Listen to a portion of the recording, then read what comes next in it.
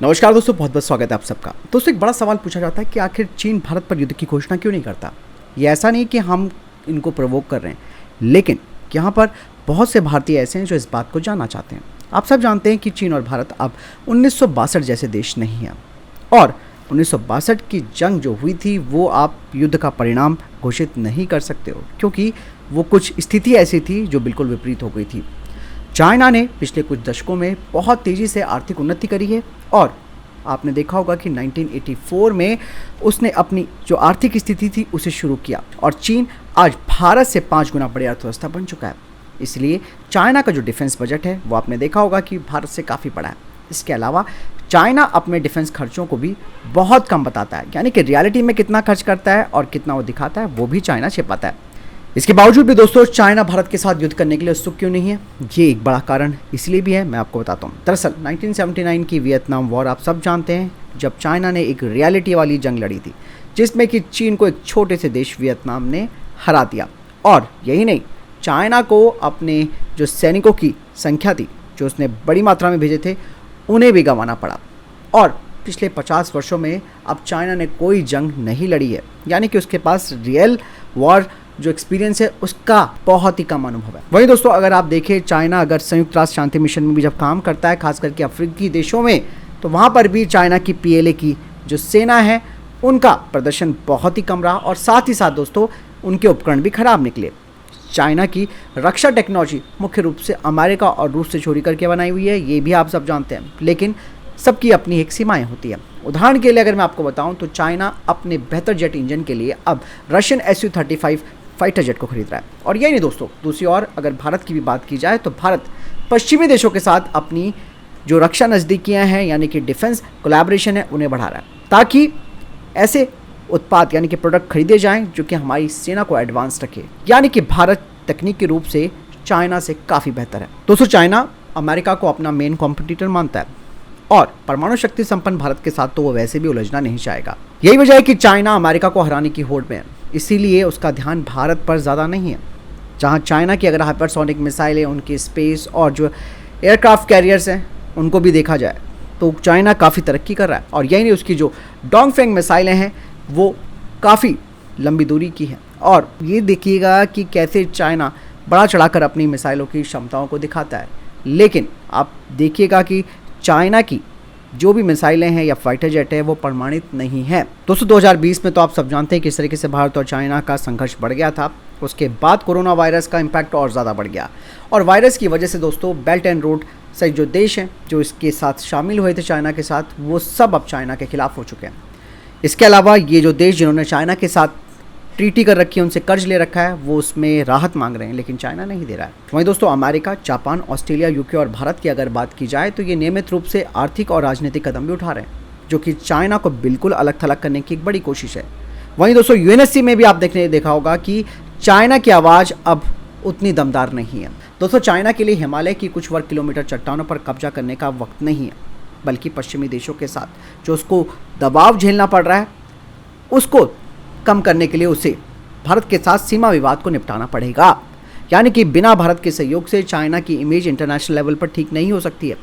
Global times और 2017 में डोकलाम गतिरोध के बाद आपने देखा होगा कि चाइना ने किस तरीके से भड़काऊ धमकियां दी थी, और बाद में दोस्तों आपने देखा होगा कि लद्दाख गतिरोध में बाद की जो 2 जगहें थी, जो 2 पेट्रोलिंग पॉइंट्स थे, वहाँ से चाइना चुपचाप पीछे हट गया। और यही नहीं दोस्तों, आगे भी जो उसने कदम बढ़ा रखे हैं उन्हें भी वो पीछे करेगा।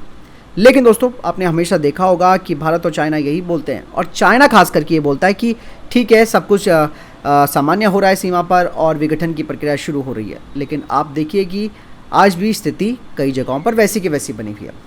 हालांकि कई बार चाइना के प्रवक्ता वैश्विक भूमिका में भारत की प्रशंसा भी करते हैं। अब सवाल ये आता है कि चीन भारत पर हमला करने से क्या डरता है, क्योंकि भारतीय सेना ऑलरेडी काफ़ी मजबूत है, काफ़ी कठोर है, और भारतीय सेना को वास्तविक युद्ध लड़ने का अनुभव है, जबकि चाइना की सेना के पास वास्तविक जंग लड़ने का कोई अनुभव नहीं है और ना ही उनके सैनिक कठोर है। दूसरी तरफ भारत भी एक परमाणु शक्ति संपन्न देश है। भारत के पास 170, अब तो बढ़ गए हैं थोड़े से, परमाणु हथियार हैं। इसके अलावा भारत की सूर्य मिसाइल जो कि एक इंटरकॉन्टिनेंटल बैलिस्टिक मिसाइल है वो भी तैयार हो रही है। अग्नि 5 मिसाइल का सफलतापूर्वक कई बार परीक्षण किए जा चुके हैं। अग्नि 5 की मारक क्षमता आप सब जानते हैं कि 5000 किलोमीटर तक है और हो सकता है इससे भी ज़्यादा की हो।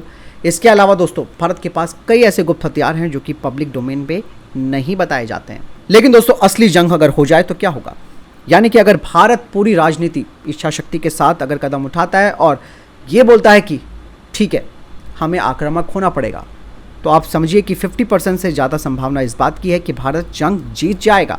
दोस्तों जैसे कि मैंने आपको बताया कि चीन भारत के साथ जंग नहीं चाहता है, लेकिन वो क्या चाहता है, वो चाहता है हिमालयी ज़मीन को कब्जाना। भारत चीन के साथ युद्ध भी नहीं चाहता, खुद भारत भी आपने देखा होगा कि स्टैंड बिल्कुल क्लियर है कि हम भी क्यों ऐसा करें।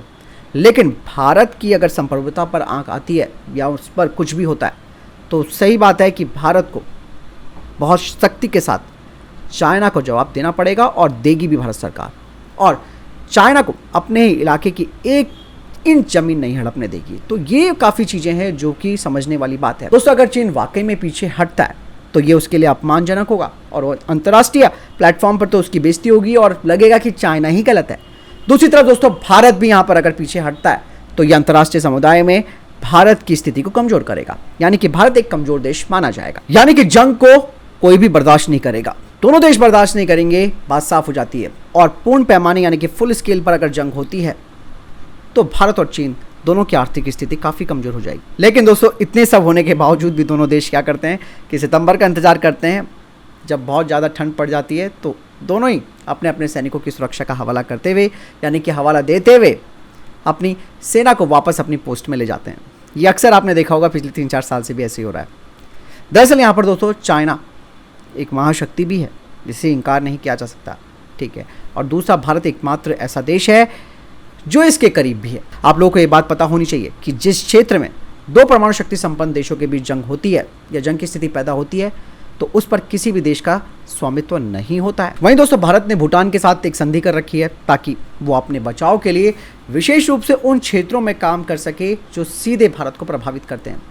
तथ्य यही आता है यहाँ पर दोस्तों कि विवादित क्षेत्र भूटान का हिस्सा है, चीन वहाँ सड़क बनाना चाहता है और भारत उसे ऐसा नहीं करना देना चाहता, क्योंकि अगर चीन वहाँ पर सड़क बना लेता है तो भारतीय सेना को यहाँ पर काफ़ी नुकसान होगा। यहाँ पर दोस्तों एक बात मैं क्लियर कर दूँ कि परमाणु जंग में कोई नहीं जीतता, हारने वाला देश अपने अंतिम उपाय के रूप में इसका इस्तेमाल करता है और फिर वही तीसरे विश्व युद्ध जैसी जो स्थिति है वो आ जाती है जो कि मानव आबादी को मिटा देगी। अब बहुत इस चीज़ के बारे में हम डिस्कस कर चुके हैं, सच्ची तस्वीर क्या है ये तो कब सामने आएगी ये तो पता चलेगा आगे। लेकिन भारत और चाइना को इस बात को समझना चाहिए कि युद्ध के परिणाम गंभीर होंगे और जानते दोनों देश हैं, लेकिन स्थिति जो है उसे वाकई में एक बार फिर से बैठकर सुलझाना होगा और ये चीज़ बतानी होगी कि भारत और चाइना ऐतिहासिक रूप से एक दूसरे से काफ़ी जुड़े हुए हैं। ऐसे में चाइना को जिन क्षेत्रों में वो आगे बढ़ा है वहाँ से पीछे हट जाना चाहिए, फिर से दोनों देशों को एक बार फिर से मीटिंग करनी चाहिए, बातचीत करनी चाहिए और पहले के जैसे अपने रिश्ते मजबूत करने होंगे। अदरवाइज़ तो वही है कि पश्चिमी देश दोनों देशों का फ़ायदा उठाएंगे, हथियार बिकेंगे, इसके अलावा नुकसान दोनों देशों को होगा। फिलहाल आपको क्या लगता है कमेंट सेक्शन में लिखकर जो बताएगा। मैं दोनों वीडियो के साथ जय हिंद, वंदे मातरम।